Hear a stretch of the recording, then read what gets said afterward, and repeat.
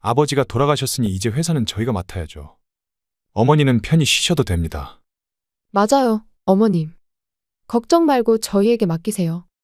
아버님도 그러길 원하셨을 거예요. 생각해 볼게. 지금은 정신이 없구나.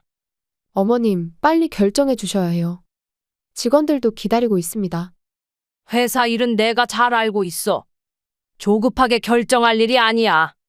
어머니, 솔직히 말씀드리자면 회사 운영권을 넘겨주셔야 할 때가 됐습니다. 왜 갑자기 그런 이야기를 꺼내니? 갑자기가 아니에요, 어머님. 이제 그만해라. 니들이 사람이냐? 그동안 너희들이 했던 짓들은 생각 안 하고? 니들 나한테 했던 짓들 반드시 후회하게 만들어주마.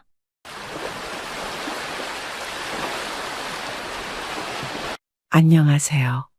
지금은 왼수가 된 아들을 둔 70대 어머니입니다. 남편의 장례식을 마친 지 일주일이 지났습니다. 슬픔이 채 가시기도 전에 저는 아들과 며느리의 미묘한 변화를 느끼기 시작했습니다. 어머니, 이제 좀 괜찮으세요? 아들 민석이 거실로 들어오며 물었습니다. 그럭저럭 견디고 있지. 저는 무거운 숨을 내쉬며 대답했습니다. 많이 힘드실 텐데요. 차라도 한 잔 드실래요? 며느리 서연이 다가와 위로하는 듯 했습니다. 아들은 조심스럽게 서류 가방을 열더니 몇 장의 종이를 꺼냈습니다. 처음엔 평소처럼 보였지만 무언가 다른 기운이 느껴졌습니다. 어머니, 이 서류들 좀 보셔야 할 것 같습니다. 무슨 서류니? 저는 의아한 눈빛으로 물었습니다. 회사 운영권에 관한 거예요. 아버님이 안 계시니 이제 저희가 맡아야죠. 그 말의 순간 화가 치밀었지만 감정을 억누르며 서류를 받아들었습니다. 종이 위에는 회사의 모든 권한을 아들에게 넘기는 내용이 적혀 있었습니다. 지금이 적절한 때라고 생각하니? 저는 차분히 물었습니다. 아버지가 돌아가셨으니 이제 회사는 저희가 맡아야죠. 어머니는 편히 쉬셔도 됩니다. 맞아요, 어머님. 걱정 말고 저희에게 맡기세요. 아버님도 그러길 원하셨을 거예요. 며느리의 말에 묘한 위화감이 느껴졌습니다.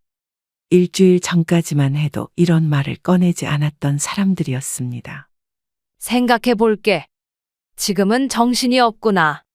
저는 서류를 탁자 위에 내려놓았습니다. 어머님, 빨리 결정해 주셔야 해요. 직원들도 기다리고 있습니다. 민석의 목소리가 조금씩 강압적으로 변해가는 것을 느꼈습니다. 불과 얼마 전까지 아버지의 죽음을 슬퍼하던 아들의 모습은 온데간데 없었습니다. 회사 일은 내가 잘 알고 있어. 조급하게 결정할 일이 아니야. 하지만 어머니, 아버지가 돌아가셨으니 이제 제가 책임져야죠. 아들의 목소리에 날이 서기 시작했습니다. 거실에 무거운 침묵이 내려앉았습니다. 남편이 떠난 빈자리가 더 크게 느껴지는 순간이었습니다. 아들과 며느리의 달라진 태도에 가슴이 무거워졌지만 저는 쉽게 물러서지 않기로 마음먹었습니다. 다음 날 아침, 저는 일찍 일어나 며느리와 아들을 위해 정성껏 아침 식사를 준비했습니다. 남편이 살아있을 때처럼 식탁을 차리는 것이 일상의 균형을 유지하는 방법이라고 생각했습니다. 서연아, 민서가 아침 먹으러 내려와. 어머님, 저희 조금 있다 내려갈게요. 서연의 목소리가 위층에서 들려왔습니다. 음식 식기 전에 먹어야지. 네 좋아하는 된장찌개 끓였어. 알겠습니다. 금방 내려갈게요. 30분이 지나도 내려오지 않아 다시 한번 불렀습니다.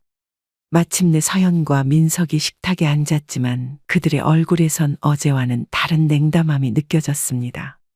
어머니, 오늘 일찍 회사에 가봐야 해서요. 민석이 시계를 보며 말했습니다. 그래?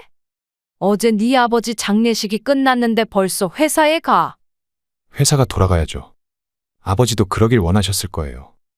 서연은 앞에 놓인 된장찌개를 보더니 숟가락을 들었다가 다시 내려놓았습니다. 그녀의 표정이 미묘하게 변했습니다. 어머님, 죄송한데 전 된장찌개를 못 먹겠어요. 왜? 아침마다 잘 먹었잖아. 저는 의아함을 느끼며 물었습니다. 사실, 전 입맛이 까다로워서요. 어머님 음식이 맛없다는 게 아니라 서연의 말끝이 흐려졌습니다. 민석은 아내를 쳐다보더니 서연이가 요새 소화가 안 된대. 신경 쓰지 마세요. 라고 말했습니다. 식탁 위에 공기가 무겁게 가라앉았습니다. 불과 며칠 전까지만 해도 서연은 제가 끓인 된장찌개를 칭찬하며 먹었던 기억이 선명했습니다. 그럼 뭐 먹을래? 다른 거 해줄까? 저는 배려하는 마음으로 물었습니다. 괜찮아요. 회사 가는 길에 뭐 사 먹을게요. 서연이 자리에서 일어났습니다. 민석도 따라 일어서며 저희 먼저 나가 볼게요. 어머니도 나중에 회사 오세요. 라고 말했습니다. 그렇게 둘은 식사도 제대로 하지 않고 집을 나갔습니다. 저는 홀로 남겨진 식탁을 바라보며 깊은 한숨을 내쉬었습니다. 남편이 떠난 후 며느리의 태도가 180도 바뀐 것이 눈에 선명하게 보였습니다. 어머님, 저 먼저 출발할게요. 현관문이 닫히는 소리와 함께 서연의 마지막 인사가 들렸습니다. 식탁을 정리하며 마음 한구석이 무거워졌습니다. 정성껏 준비한 아침 식사는 거의 손도 대지 않은 채 남겨져 있었습니다. 가족의 분위기가 이렇게 빠르게 차가워질 줄은 몰랐습니다. 남편의 장례식 이후 일주일이 더 지나자 아들과 며느리의 태도는 더욱 노골적으로 변했습니다. 저는 회사에 출근했지만 모든 직원들이 저를 불편해하는 듯한 시선으로 바라보았습니다. 어머니, 잠시 사무실로 올라와 주시겠어요? 민석이 로비에서 저를 발견하고 다가왔습니다. 무슨 일이니? 저는 평소처럼 대답했습니다. 회사 운영에 관해 이야기할 게 있습니다. 민석의 사무실에 들어서자 서연도 이미 와 있었습니다. 그녀는 노트북을 열어놓고 무언가를 정리하고 있었습니다. 앉으세요, 어머니. 서연이 의자를 가리키며 말했습니다. 저는 자리에 앉으며 둘의 표정을 살폈습니다. 무언가 계획된 대화임을 직감적으로 느꼈습니다. 어머니, 솔직히 말씀드리자면 회사 운영권을 넘겨주셔야 할 때가 됐습니다. 민석이 서류 한 뭉치를 저에게 내밀었습니다. 왜 갑자기 그런 이야기를 꺼내니? 저는 당황스러움을 감추지 못했습니다. 갑자기가 아니에요, 어머니. 아버지도 계실 때도 언젠가는 민석이가 물려받을 거라고 말씀하셨잖아요. 민석이 자리에서 일어나 창가로 걸어갔습니다. 그의 뒷모습에서 초조함이 느껴졌습니다. 넘겨줄 생각은 있어. 하지만 지금은 아니야. 저는 단호하게 말했습니다. 지금이 아니면 언제죠? 아버지가 돌아가신 지 벌써 보름이 지났어요. 민석의 목소리가 높아졌습니다. 서연이 끼어들었습니다. 어머님, 회사도 안정을 찾아야 하고 직원들도 혼란스러워해요. 빨리 결정하시는 게 모두에게 좋을 것 같습니다. 직원들은 괜찮아. 내가 오늘 모두와 이야기했어. 저는 침착하게 대응했습니다. 민석이 갑자기 탁자를 내리쳤습니다. 어머니, 이건 어머니만의 회사가 아니에요. 아버지가 평생 일구신 거고, 이제는 제가 이어받아야 할 때라고요. 회의실 안에 팽팽한 긴장감이 감돌았습니다. 서연은 상황을 누그러뜨리려는 듯 미소를 지었지만 그 미소가 진심으로 느껴지지 않았습니다. 어머님, 아버님이 원하셨던 일이잖아요. 서연이 부드러운 목소리로 말했습니다. 그래, 네 시아버지가 원했지. 하지만 그건 민석이가 충분히 준비됐을 때의 이야기였어. 전 충분히 준비됐습니다. 대학에서 경영학을 전공했고 5년 동안 회사에서 일해왔어요. 민석의 얼굴이 붉어졌습니다. 저는 심호흡을 하며 차분히 대답했습니다. 경영은 학위나 경력만으로 되는 게 아니야. 사람을 보는 눈, 결정의 순간에 책임을 질 수 있는 용기가 필요하지. 어머니, 저희를 믿어주세요. 회사를 더 발전시킬 자신이 있어요. 서연이 간절한 표정으로 말했습니다. 발전? 어떤 식으로? 저는 의구심을 감추지 못했습니다. 민석이 서류 몇 장을 꺼내 저에게 보여주었습니다. 새로운 사업 계획이 있습니다. 지금까지와는 다른 방향으로 회사를 키우려고 해요. 서류를 살펴보니 무리한 투자와 확장 계획이 눈에 띄었습니다. 남편이 평생 조심스럽게 일궈온 사업을 한순간에 위험에 빠뜨릴 수 있는 내용이었습니다. 이건 너무 위험해. 지금은 안정이 필요해. 저는 서류를 내려놓았습니다. 어머님은 항상 안정만 추구하시죠. 하지만 세상은 변하고 있어요.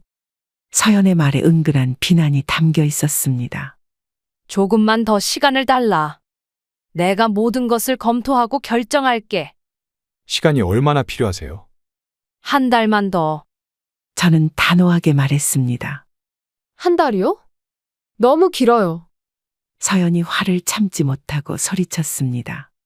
민석이 아내의 어깨를 누르며 알겠습니다. 한 달 후에 다시 이야기하죠. 라고 말했지만 그의 눈빛은 이미 다른 계획을 세우고 있음을 드러내고 있었습니다. 회의실을 나오면서 저는 마음이 무거웠습니다. 회사 로비에서 만난 오랜 직원 한 명이 조용히 다가왔습니다. 사장님, 요새 젊은 사장님이 이상한 말 많이 하던데 조심하세요. 무슨 말? 저는 걸음을 멈추고 물었습니다. 곧 회사 운영권을 넘겨받을 거라고 직원들에게 말하고 다녀요. 그 말을 들으며 저는 더욱 단단히 마음을 먹었습니다. 쉽게 물러설 수 없는 싸움이 시작되었음을 느꼈습니다. 회사에서 있었던 일 이후로 일주일이 지났습니다. 퇴근 후 집에 돌아오자 이웃집 최 씨가 현관 앞에서 저를 기다리고 있었습니다. 오늘은 왜 이렇게 늦게 오세요? 최 씨가 걱정스러운 표정으로 물었습니다. 회사 일이 좀 많았어. 무슨 일 있어?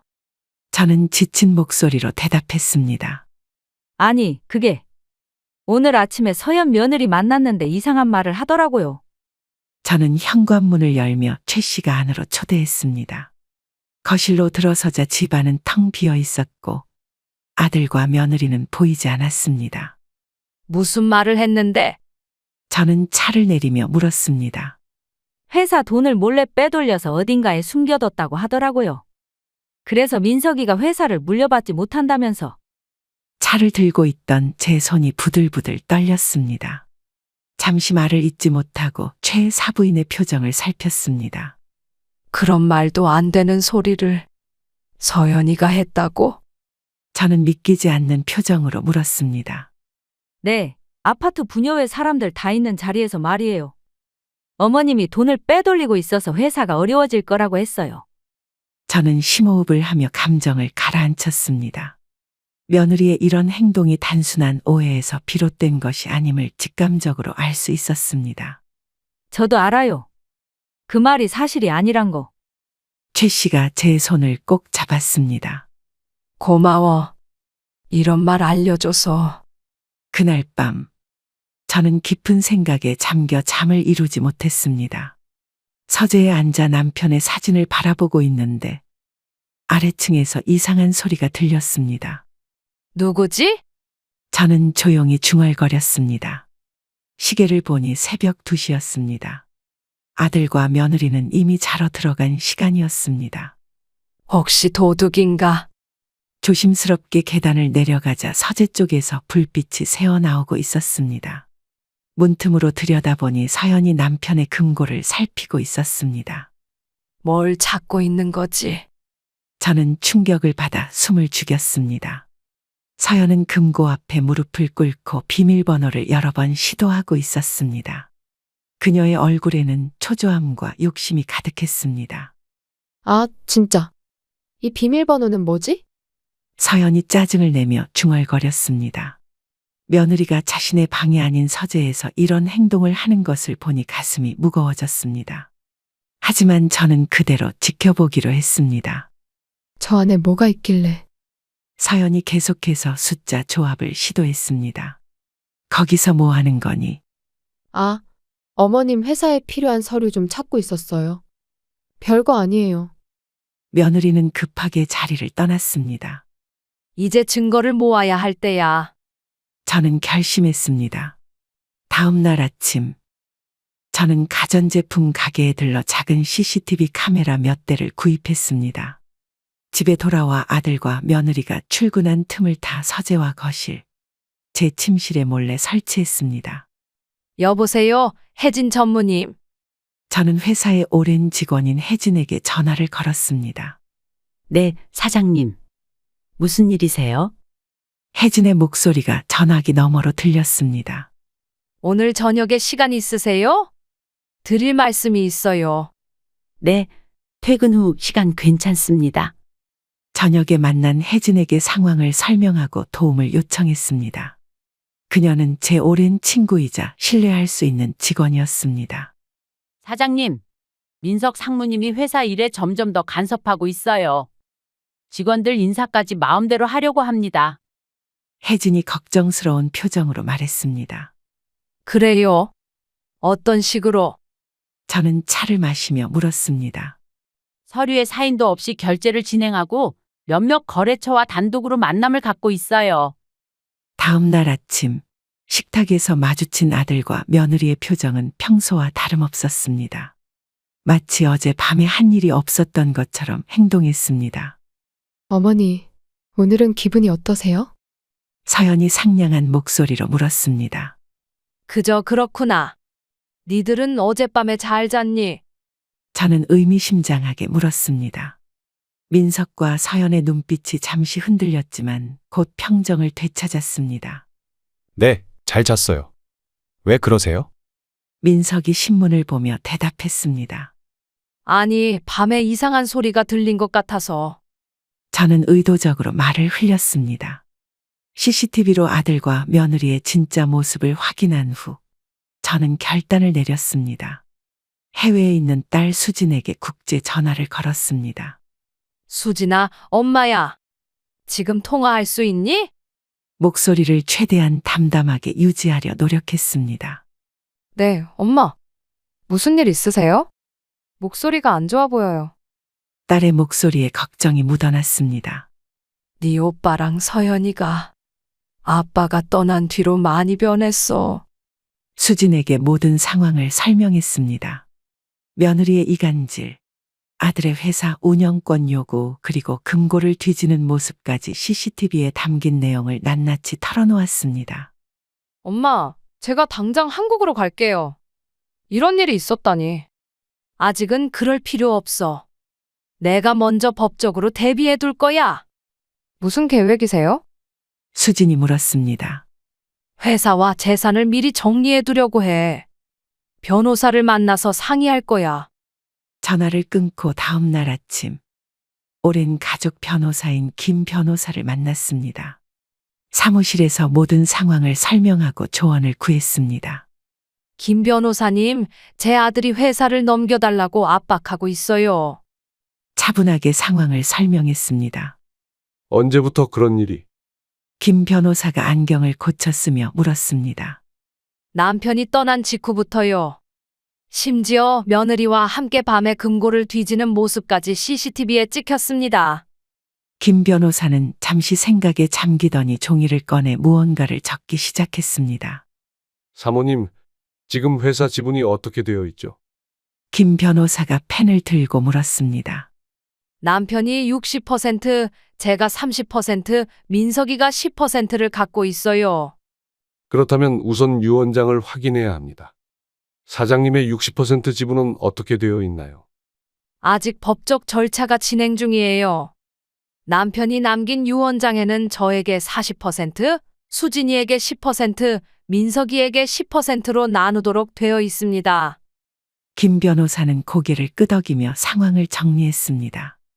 그렇다면 최종적으로 사모님 70%, 민석 씨 20%, 수진 씨 10%가 되는군요. 네, 그래서 제가 걱정하는 겁니다. 민석이가 지분을 더 원할 것 같아요. 회의가 진행되는 동안 김 변호사는 몇 가지 법적 대안을 제시했습니다. 신탁 설정, 수진에게 일부 지분을 미리 양도하는 방안, 그리고 회사 정관 변경 등의 방법이었습니다. 사모님, 제 생각에는 회사 지분 일부를 신탁으로 설정하고 일부는 수진 씨에게 미리 양도하는 게 좋을 것 같습니다. 그렇게 하면 민석이는 어떻게 되나요? 마음 한구석이 아팠지만 현실적인 대비가 필요했습니다. 민석 씨의 기존 지분은 유지됩니다. 다만 더 이상의 지분 확대는 어렵게 만들 수 있죠. 회의를 마치고 집으로 돌아오는 길에 수진에게 다시 전화했습니다. 모든 계획을 설명하고 다음 주에 잠시 한국에 들어올 수 있는지 물었습니다. 엄마, 일 정리하고 다음 주 월요일에 도착할게요. 그때까지 오빠한테 티내지 마세요. 알았어. 조심해서 와. 집에 도착하자 거실에 민석과 서연이 앉아 있었습니다. 두 사람의 표정이 어두웠습니다. 어디 다녀오셨어요? 서연이 의심스러운 눈초리로 물었습니다. 친구 만나고 왔어. 무슨 일 있니? 자연스럽게 가방을 내려놓았습니다. 어머니, 혹시 회사 일로 변호사 만나셨습니까?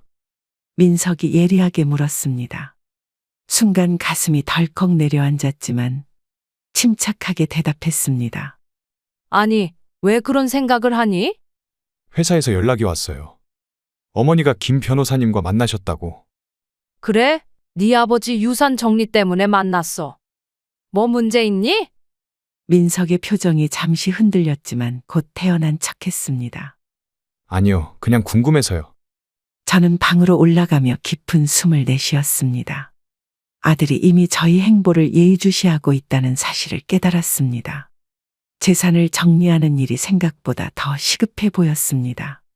어머님, 저녁 드실래요? 서연이 계단 아래서 불렀습니다. 괜찮아. 나 친구랑 먹고 왔어. 방문을 닫으며 대답했습니다. 이제 모든 것이 법적으로 정리될 때까지 침착하게 행동해야 했습니다. 변호사와 모든 법적 절차를 마친 후 일주일이 지났습니다. 아직 아들과 며느리에게 말하지 않았지만 재산과 회사 지분은 이미 안전하게 정리해둔 상태였습니다. 저는 그들의 진심을 시험해 보기로 결심했습니다.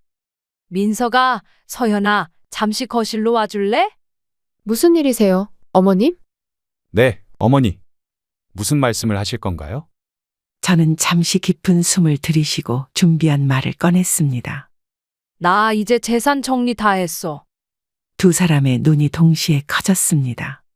미세하게 몸을 앞으로 기울이는 모습이 보였습니다. 어떻게 정리하셨어요? 회사 지분이랑 집, 예금 모두 정리했어. 이제 너희에게 물려줄 게 없을 것 같다. 민석의 얼굴이 순간 굳어졌습니다. 무슨 말씀이세요? 다 어디로 가셨다는 거예요? 기부했어. 내 아버지 이름으로 재단을 설립해서. 거짓말이었지만 그들의 반응을 보고 싶었습니다. 서연이 민석의 팔을 꽉 잡았습니다. 그녀의 눈빛이 급격히 변했습니다. 어머님, 그건 너무 성급한 결정 아닌가요? 저희와 상의도 없이. 맞아요, 어머니. 아버지의 재산인데 이렇게 갑자기 결정하시면 안 되죠. 저는 그들의 반응을 차분히 지켜보았습니다. 애초에 재산에만 관심이 있었다는 사실이 그들의 표정에 고스란히 드러났습니다. 왜? 내 재산인데 내가 마음대로 할 수 있지. 저는 담담하게 말했습니다. 하지만 어머님, 그건 가족 재산이잖아요. 저희도 권리가 있어요. 민석이 손을 들어 아내를 진정시켰습니다. 어머니, 정확히 어떤 재단에 기부하신 건가요? 그건 나중에 알게 될 거야. 아직 모든 절차가 끝난 건 아니니까. 두 사람은 서로 눈빛을 교환했습니다. 그 안에 분노와 당혹감이 교차하는 것이 보였습니다. 그럼 회사는요? 회사 지분도 다 기부하신 겁니까? 그래, 경영권은 전문 경영인에게 맡기기로 했어. 거실에 무거운 침묵이 내려앉았습니다. 서연이 자리에서 벌떡 일어나 방으로 올라갔고 민석은 혼란스러운 표정으로 자리에 앉아 있었습니다. 그날 이후 아들과 며느리의 태도는 180도 달라졌습니다. 다음 날 아침, 평소처럼 아침을 준비했지만 아무도 내려오지 않았습니다. 민서가, 서연아, 아침 먹으러 내려와. 계단 아래에서 불렀습니다. 저희 먹고 나갈게요. 어머님은 알아서 드세요. 서연의 차가운 목소리가 들려왔습니다. 며칠 후, 저는 갑자기 몸이 좋지 않아 침대에 누워 있었습니다. 열이 심하게 올라 아들에게 전화했습니다. 민서가, 엄마가 좀 아픈데 병원에 좀 데려다 줄 수 있니? 어머니, 지금 중요한 미팅 중이에요. 택시 타고 가시면 안 될까요? 열이 너무 높아서 혼자 가기가 힘들 것 같아. 서연이한테 부탁해 볼게요. 잠시만요. 잠시 후 그가 다시 전화를 받았습니다. 어머니, 서연이도 지금 약속이 있대요. 죄송합니다. 알았어. 내가 알아서 갈게. 실망감을 감추며 전화를 끊었습니다. 결국 이웃집 최 씨에게 부탁해 병원에 갔습니다. 폐렴 초기 증상이라 입원해야 한다는 의사의 말에 아들에게 다시 연락했습니다. 민서가 엄마 입원해야 한대. 네, 알겠습니다. 저희가 나중에 병원에 들를게요. 하지만 3일 동안 병실에는 아무도 찾아오지 않았습니다. 전화를 해도 항상 바쁘다는 핑계뿐이었습니다. 어머니, 저희도 바빠서요. 엄마가 혼자서도 잘하잖아요. 병실 침대에 누워 창밖을 바라보며 저는 쓴웃음을 지었습니다. 가짜 상속 테스트로 그들의 진심을 확인하는 데 성공했지만 그 결과는 너무나 아팠습니다. 괜찮으세요? 문병 온 최 씨가 걱정스럽게 물었습니다. 괜찮아요. 이제 모든 걸 알게 됐으니까. 저는 조용히 대답했습니다. 병원에서 퇴원한 지 일주일이 지났습니다. 몸은 조금 나아졌지만 마음의 상처는 쉽게 아물지 않았습니다. 아들과 며느리의 무관심은 날이 갈수록 더 노골적으로 변했습니다. 민서가 오늘 저녁에 시간 있니? 이야기할 게 있어. 아침에 출근하는 아들에게 물었습니다. 오늘은 힘들 것 같아요. 거래처 미팅이 있어서. 그럼 내일은? 중요한 이야기가 있어. 내일도 약속이 있는데. 다음 주에는 어떠세요? 민석의 목소리에 귀찮음이 묻어났습니다. 저는 한숨을 삼키며 고개를 끄덕였습니다. 아들이 현관문을 나서자 서연이 부엌으로 들어왔습니다. 어머님, 저도 곧 나가봐야 해요. 오늘 점심은 냉장고에 있는 음식 데워 드세요. 서연아, 잠깐만. 내가 요즘 기력이 없어서 장을 보러 가기가 힘든데 저녁 장 보러 갈 때 나랑 같이 가줄 수 있을까? 서연의 표정이 순간 굳었습니다. 어머님, 저희도 바빠서요. 요새는 배달도 잘 되니까 인터넷으로 시키시면 됩니다. 그래, 알았다. 더 이상 말을 잇지 못했습니다. 서연이 현관문을 닫고 나가자 집안에 정막이 내려앉았습니다. 남편이 살아있을 때는 상상도 할 수 없었던 상황이 벌어지고 있었습니다. 결국 최 씨와 병원을 향했고 돌아오는 길, 우연히 시내 카페에서 서연이 친구들과 웃으며 대화하는 모습을 보았습니다. 그녀의 얼굴에는 제가 본 적 없는 밝은 웃음이 있었습니다. 저기 며느리 아니에요? 최 씨가 카페를 가리켰습니다. 그래, 서연이네. 집에 돌아와 조용히 앉아 생각했습니다. 이제는 더 이상 시험해 볼 필요도 없었습니다. 아들과 며느리의 진심은 이미 충분히 드러났습니다. 재산이 없다고 생각하자 더 이상 저를 가족으로 여기지 않았습니다. 수진아, 엄마야. 딸에게 다시 전화를 걸었습니다. 네, 엄마. 어떠세요? 목소리가 안 좋아 보여요. 네 오빠랑 서연이. 엄마가 몸이 아파도 신경도 안 써. 엄마, 제가 다음 주에 한국에 들어갈게요. 이제 더 이상 참지 마세요. 이제는 마음을 단단히 먹을 때였습니다. 가짜 상속 테스트는 끝났고 이제 진짜 계획을 실행할 시간이 다가오고 있었습니다. 몇 주 후 인천공항에서 수진의 얼굴을 보는 순간 오랜 시간 참아왔던 눈물이 왈칵 쏟아졌습니다. 딸은 서둘러 저를 안아주었습니다. 엄마, 많이 힘드셨죠? 이제 제가 왔으니 걱정 마세요. 수진이 저희 등을 두드리며 위로했습니다. 수진아, 네가 이렇게 빨리 올 줄은 몰랐어. 저는 딸의 얼굴을 양손으로 감싸 쓰다듬었습니다. 오빠와 서연 언니가 정말 그렇게 변했습니까? 믿기지가 않아요. 공항에서 나와 택시를 탄 우리는 집으로 향했습니다. 차 안에서 저는 그동안 있었던 일들을 자세히 설명했습니다. 그래서 변호사님과 이미 모든 걸 정리해 두었어. 문제는 민석이와 서연이가 얼마나 더 나쁜 짓을 할지 모르겠다는 거지. 수진에게 걱정을 털어놓았습니다. 엄마, 걱정 마세요. 제가 다 알아볼게요. 제 친구 중에 법대 교수가 있어서 이런 문제에 대해 조언을 구했어요. 집에 도착하자 아들과 며느리는 거실에 앉아 TV를 보고 있었습니다. 수진을 보자 두 사람은 놀란 표정을 감추지 못했습니다. 수진아, 갑자기 웬일이야? 민석이 자리에서 일어났습니다. 오빠, 오랜만이에요. 엄마가 많이 아프다고 해서 걱정되어 왔어요. 수진의 목소리에는 날이 서 있었습니다. 서연은 어색한 미소를 지으며 인사했습니다. 수진 씨, 오랜만이에요. 언제 도착했어요? 방금이요. 어머님이 어떻게 지내시는지 궁금해서 바로 왔어요. 저는 딸이 오자마자 긴장된 분위기가 형성되는 것이 느껴졌습니다. 민석과 서연의 표정이 미묘하게 변했습니다. 엄마, 짐 풀게요. 제 방 그대로인가요? 수진이 저를 향해 물었습니다. 그래, 네 방은 그대로야. 올라가서 쉬어. 수진이 짐을 들고 위층으로 올라가자 서연이 부엌으로 저를 따라왔습니다. 어머님, 미리 말씀해 주셨으면 저희가 공항에 마중 나갔을 텐데. 서연의 목소리에는 불만이 묻어 있었습니다. 굳이 그럴 필요 없어. 니들도 바쁘잖아. 수진 씨가 얼마나 있을 예정인가요? 서연이 물었습니다. 글쎄, 아직 모르겠어. 회사 일도 좀 봐야 할 것 같다고 하던데. 서연의 표정이 순간 굳어지는 것을 보았습니다. 그녀는 민석을 찾아 거실로 나갔고 둘이 작은 목소리로 무언가를 의논하는 소리가 들렸습니다.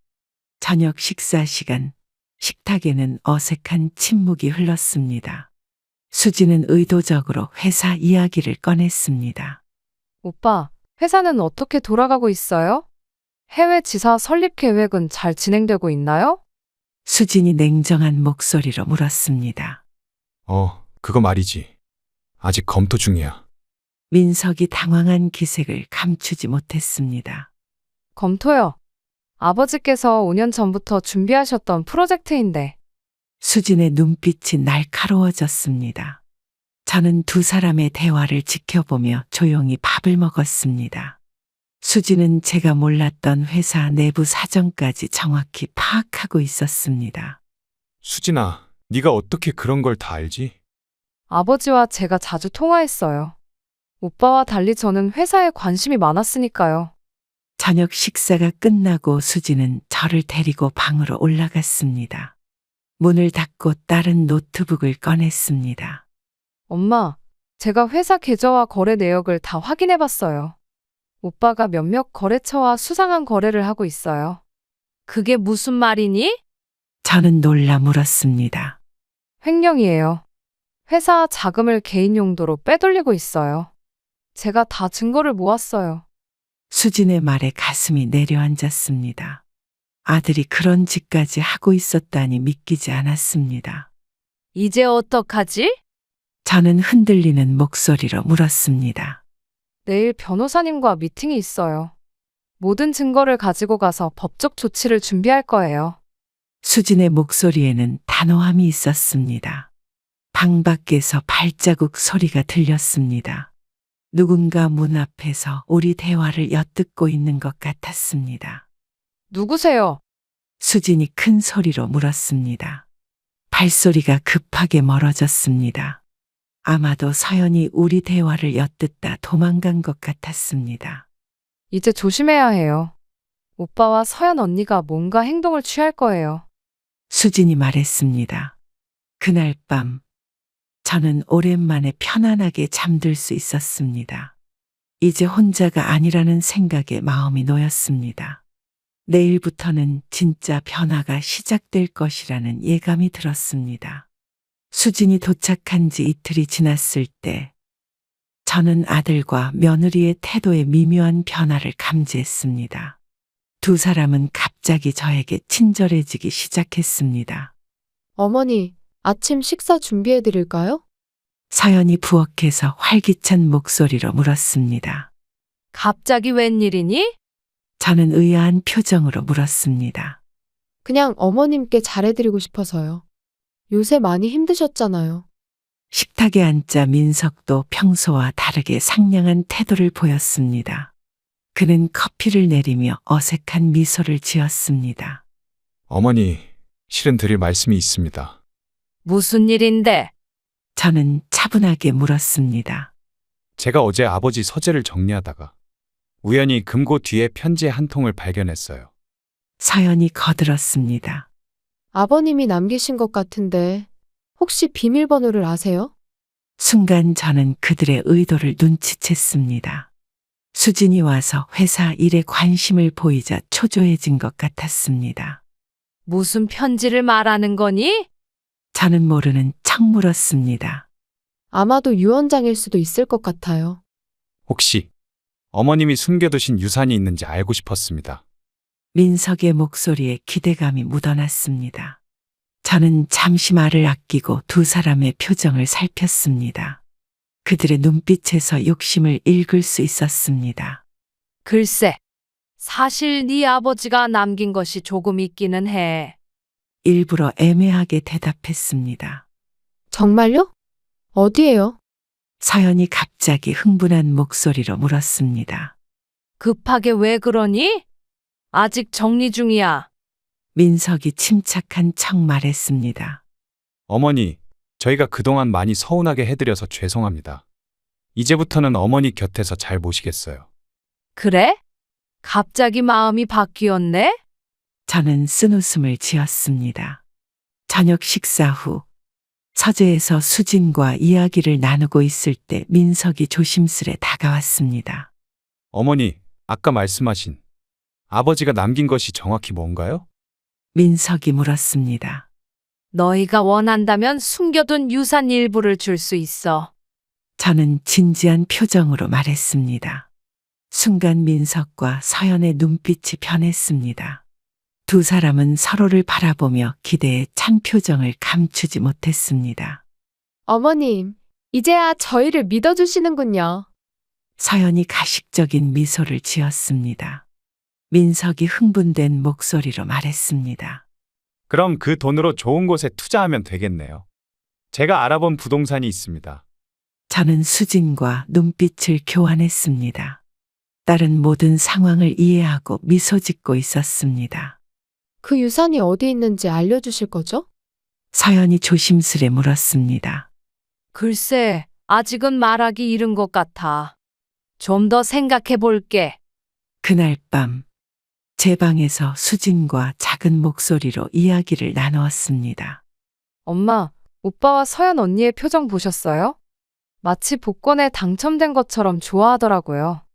수진이 한숨을 쉬었습니다. 내 말이 맞아. 그들은 돈만 보고 있어. 내일 아침에 저는 회사에 가볼 거예요. 그동안 CCTV 확인하고 있을게요. 수진이 결연한 표정으로 말했습니다. 다음 날 아침, 수진이 회사에 간 사이 저는 일부러 아들과 며느리에게 애매한 단서를 흘렸습니다. 남편이 남긴 현금이 서재 어딘가에 있을 거야. 나도 정확한 위치는 기억이 안 나네. 어디쯤인지 기억나시는 것도 없으세요? 서연이 궁금증을 참지 못하고 물었습니다. 글쎄, 책장 뒤였나, 바닥 밑이었나. 저는 머리를 극적이며 모호하게 대답했습니다. 두 사람의 눈빛이 이미 서재를 샅샅이 뒤질 계획을 세우고 있는 것을 감지했습니다. 저는 그들이 그런 행동을 하기를 바라고 있었습니다. 어머님, 혹시 그 금액이 얼마나 되나요? 적지 않지. 회사 지분을 살 수도 있을 정도로. 저는 의도적으로 큰 금액을 암시했습니다. 정말요? 그렇게 많이요? 서연의 눈이 휘둥그레졌습니다. 저는 그들의 욕심이 한계를 넘어서는 것을 지켜보며 마음속으로 계획을 확인했습니다.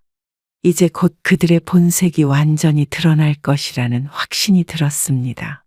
그날 밤, 저는 일부러 평소보다 일찍 피곤하니 먼저 자볼게 라고 말하고 방으로 올라갔습니다. 수진과 함께 제 방에서 노트북으로 CCTV 화면을 켜고 기다렸습니다. 엄마, 정말 올까요? 수진이 긴장된 목소리로 물었습니다. 기다려봐. 저 둘은 반드시 올 거야. 자정이 가까워오자 서재 쪽에서 미세한 소리가 들리기 시작했습니다. CCTV 화면에 서연이 먼저 서재 문을 열고 들어오는 모습이 보였습니다. 이제 시작이구나. 저는 스마트폰으로 녹화 버튼을 눌렀습니다. 여보, 빨리 와요. 어머님 이제 주무실 시간이에요. 서연이 복도를 향해 작은 목소리로 말했습니다. 민석이 서재로 들어와 문을 조심스럽게 닫았습니다. 어머니가 뭐라고 하셨지? 책장 뒤. 어머님, 어디에 숨겨두셨어요? 서연이 혼잣말처럼 중얼거리며 책장을 살피기 시작했습니다. 두 사람이 서재를 샅샅이 뒤지는 모습이 CCTV에 선명하게 찍혔습니다. 민석은 책장 뒤편을 확인하고 서연은 서랍장을 하나씩 열어보고 있었습니다. 아무것도 없네. 바닥 밑이라고 하셨나? 민석이 양탄자를 들추기 시작했습니다. 시간이 없어요. 어머님이 깨시기 전에 빨리 찾아야 해요. 서연의 목소리에 초조함이 묻어났습니다. 민석이 갑자기 금고 앞에 멈춰 섰습니다. 혹시 금고 안에 있는 거 아닐까? 비밀번호를 어떻게 알아요? 서연이 답답하다는 듯 말했습니다. 어머니 생일? 아버지 생일? 민석이 다양한 번호 조합을 시도했지만 금고는 열리지 않았습니다. 서연이 바닥에 무릎을 꿇고 마룻바닥을 두드리기 시작했습니다. 여기 소리가 이상한데요? 혹시 마루 밑에 숨겨뒀을지도. 도구가 필요해. 내일 준비해서 다시 오자. 민석이 시계를 보며 말했습니다. 두 사람은 서재를 나서기 전에 모든 것을 원래대로 정리했습니다. 그들이 나간 후에도 저와 수지는 한동안 CCTV 화면을 지켜보았습니다. 엄마, 믿을 수가 없어요. 정말 도둑처럼 저런 짓을 저질렀네요. 수진의 목소리가 떨렸습니다. 이제 증거가 확실해졌네. 저는 녹화된 영상을 저장했습니다. 다음 날 아침, 아들과 며느리는 마치 아무 일도 없었다는 듯 평소와 같이 행동했습니다. 저도 모르는 척 평소처럼 아침 식사를 준비했습니다. 어머님, 잘 주무셨어요? 서연이 상냥한 목소리로 물었습니다. 그럭저럭. 니들은 저는 태연하게 대답했습니다. 네, 잘 잤어요. 오늘은 좀 일찍 나가봐야 할 것 같습니다. 민석이 시계를 보며 말했습니다. 그래? 무슨 일 있니? 민석과 서연이 서로 눈빛을 교환했습니다. 그냥 회사 일이요. 중요한 미팅이 있어서. 참, 민서가. 어제 서재에서 이상한 소리가 들린 것 같은데 혹시 너희 들어갔었니? 저는 의도적으로 물었습니다. 두 사람의 얼굴이 순간 굳어졌습니다. 민석이 당황한 기색을 감추려 애쓰며 대답했습니다. 아니요. 저희는 일찍 잤는데. 무슨 소리였죠? 글쎄, 뭔가 바스락거리는 소리가 들린 것 같아서. 도둑인가 했지. 서연이 급하게 화제를 바꿨습니다. 어머님, 오늘 저녁은 제가 준비할게요. 어머님 좋아하시는 갈비찜 해드릴게요. 그래? 고맙구나. 저는 미소를 지었습니다. 아들과 며느리가 출근한 후 수진과 저는 변호사 사무실로 향했습니다. 녹화된 영상과 함께 그동안 모은 증거들을 가지고 갔습니다. 이 정도면 충분합니다. 민석 씨의 회사 자금 유용과 함께 이 증거들로 법적 조치를 취할 수 있어요. 김 변호사가 설명했습니다. 곧바로 진행해 주세요. 수진이 단호하게 말했습니다. 집으로 돌아오는 길에 저는 마음이 무거웠습니다. 아들을 법적으로 고발하는 것이 쉬운 결정은 아니었지만 그의 행동은 용서받기 어려웠습니다. 엄마, 너무 마음 아파하지 마세요. 오빠가 스스로 선택한 길이에요. 수진이 제 손을 잡아주었습니다. 그래. 이제 모든 진실이 드러날 시간이 온 것 같구나. 집에 돌아오자 거실에는 민석과 서연이 어두운 표정으로 앉아 있었습니다. 민석의 손에는 노트북이 들려 있었습니다. 어디 다녀오셨어요? 서연이 날카로운 목소리로 물었습니다. 변호사 만나고 왔어. 왜? 저는 당당하게 대답했습니다. 변호사 사무실에서 돌아온 다음 날 수진과 저는 다음 단계를 준비하기 시작했습니다. 우리는 아들의 횡령 증거와 함께 그들이 금고를 뒤지는 장면이 담긴 CCTV 영상을 경찰에 제출하기로 결정했습니다. 엄마, 이제 어떻게 할까요? 수진이 거실에서 서류를 정리하며 물었습니다. 김 변호사님이 모든 증거를 경찰에 제출하기로 했어. 오늘 오후에 연락이 올 거야. 저는 커피를 마시며 대답했습니다. 어머니, 민석이 갑자기 거실로 들어오며 날카로운 목소리로 불렀습니다. 왜 그러니? 저는 평온한 표정을 유지하며 물었습니다. 민석의 얼굴은 분노로 일그러져 있었습니다. 회사 자금 문제로 절 고발하셨다면서요? 네가 회사 돈을 횡령했으니 당연한 거 아니니? 서연이 뒤따라 들어오며 소리쳤습니다. 어머님, 어떻게 이럴 수 있어요? 가족끼리 이런 식으로. 가족? 너희가 언제부터 나를 가족으로 생각했니? 목소리를 높이지 않으려 노력했습니다. 수진이 자리에서 일어나 아들 앞에 섰습니다. 오빠, 인정하세요. 회사 돈 3억을 개인 계좌로 빼돌린 증거가 다 있어요. 민석의 얼굴이 창백해졌습니다. 그게 무슨 소리야? 난 회사를 위해서 그런 거야. 어떻게 그렇게 뻔뻔하게 거짓말을 할 수 있어요? 저는 서랍에서 USB를 꺼내 테이블 위에 올려놓았습니다. 민석과 서연의 시선이 그곳에 고정되었습니다. 여기 모든 증거가 들어있어. 회사 자금 횡령 내역, 변조된 회계 장부, 그리고 저는 잠시 말을 멈추었습니다. 그리고 뭐요? 서연이 목소리를 낮추며 물었습니다. 너희가 밤마다 서재를 뒤지는 모습이 담긴 CCTV 영상. 민석과 서연의 얼굴이 순간 굳어졌습니다. 그들은 서로를 쳐다보며 당황한 기색을 감추지 못했습니다. 어머니, 그러니까 저희는 그냥 민석이 변명하려 했지만 말이 꼬였습니다.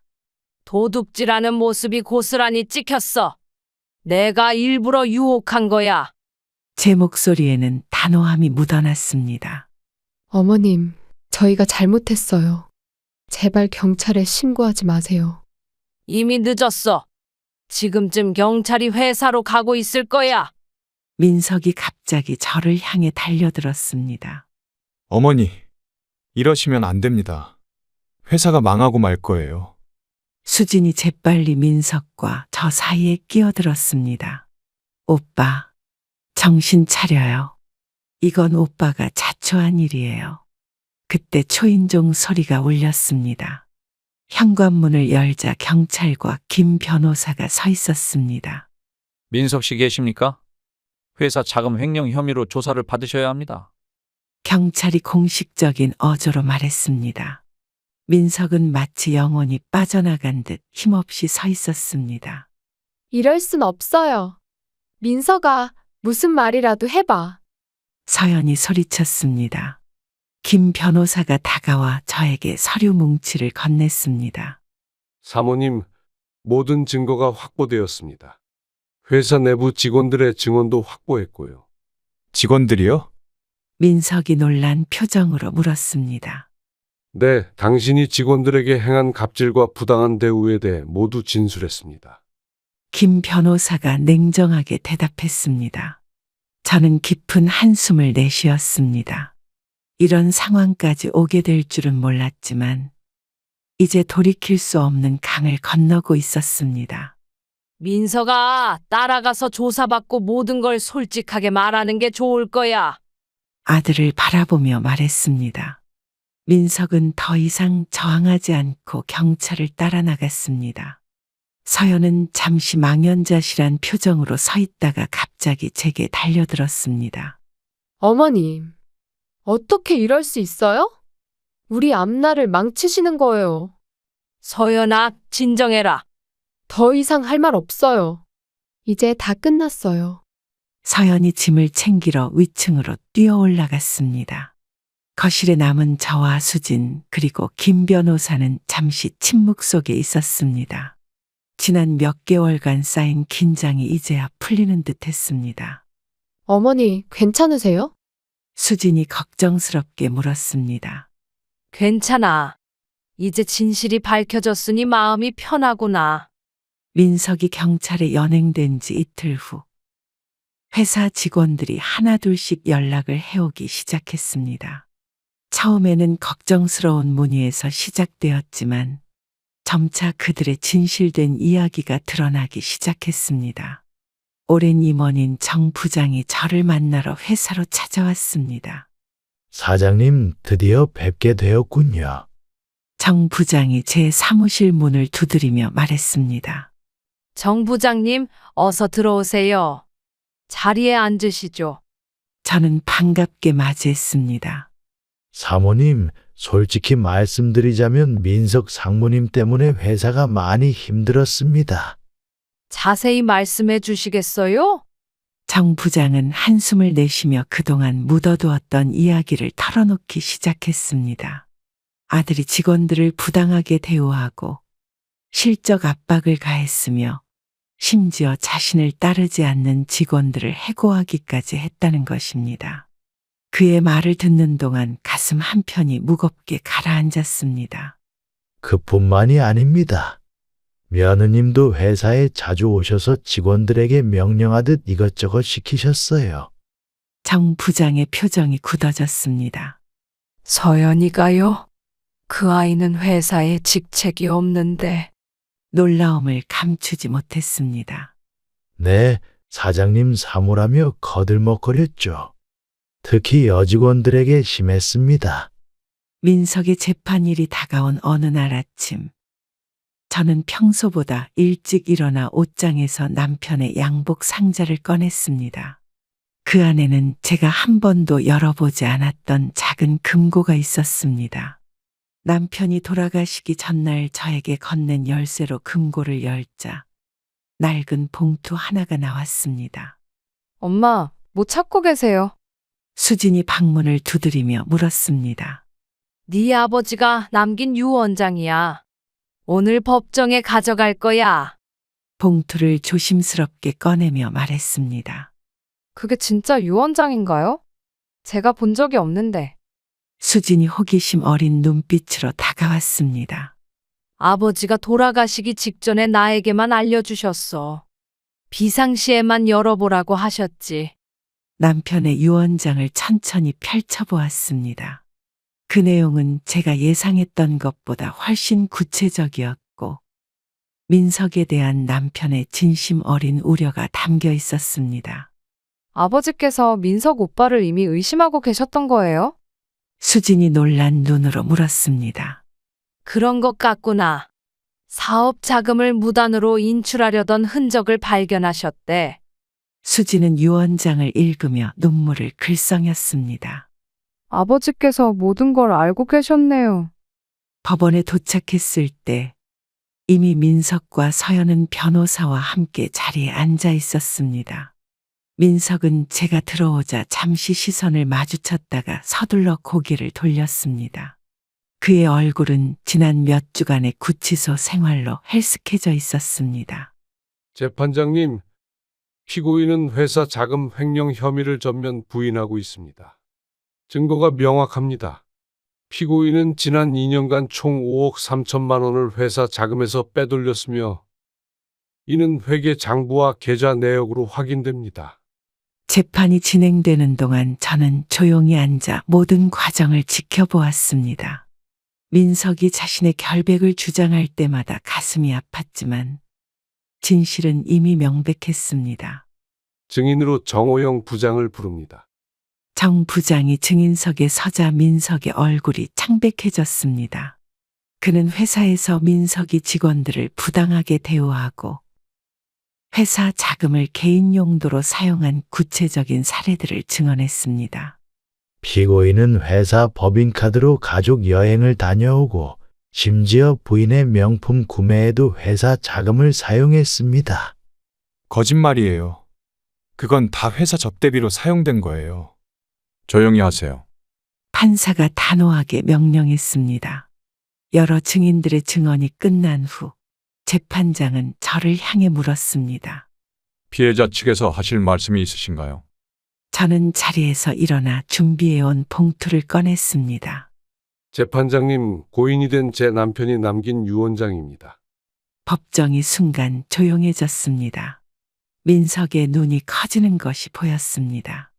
이 유언장에는 제 남편이 회사 지분 분배에 대한 명확한 지시와 함께 아들 민석에 대한 우려가 담겨 있습니다.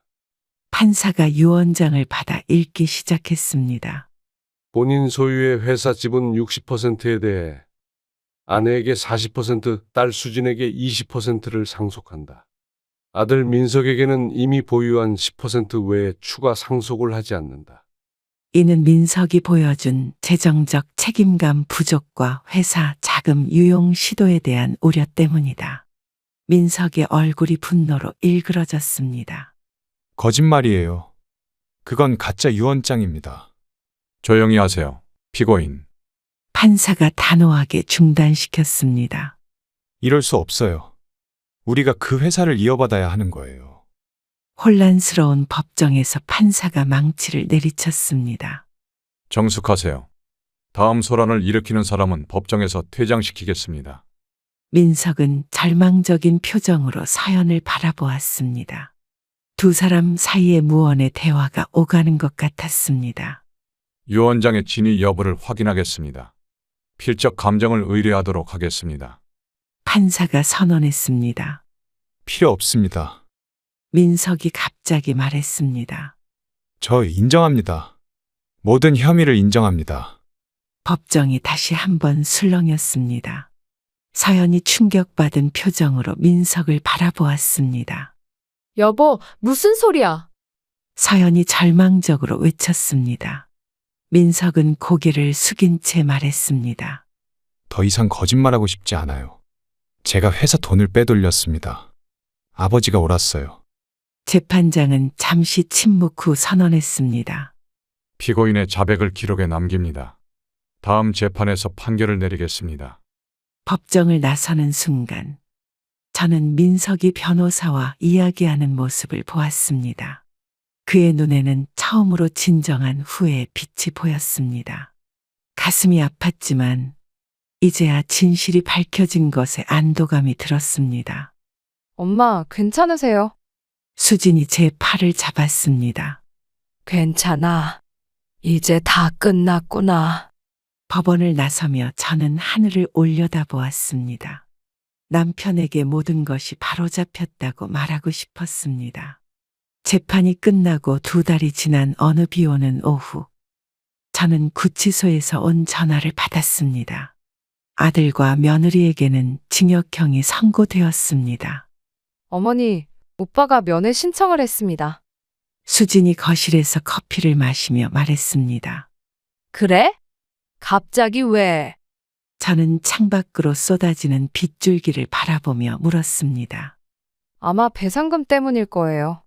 서연 언니가 이혼 서류를 제출했다고 합니다.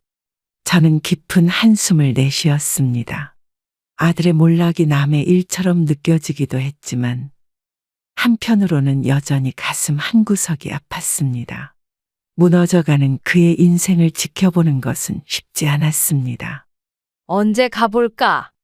내일 오전 10시에 예약했어요. 제가 동행할게요. 다음 날 아침 구치소 면회실에서 민석을 마주했습니다.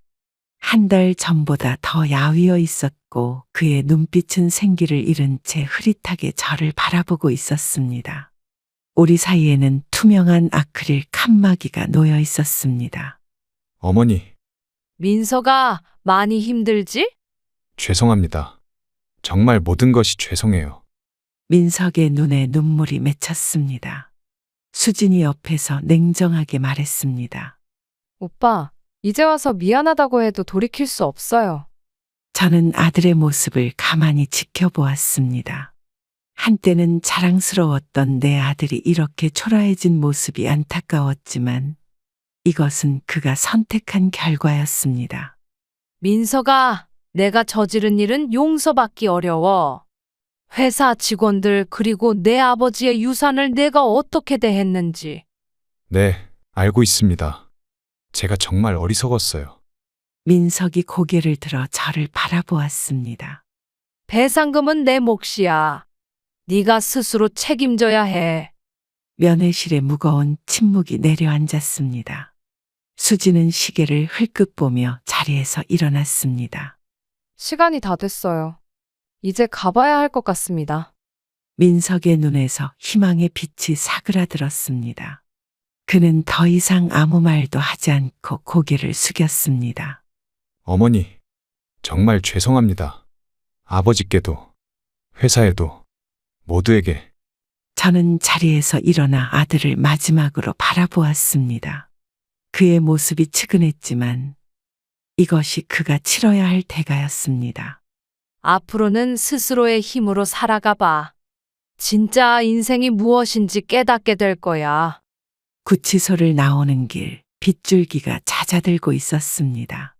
수진이 제 어깨에 손을 얹었습니다.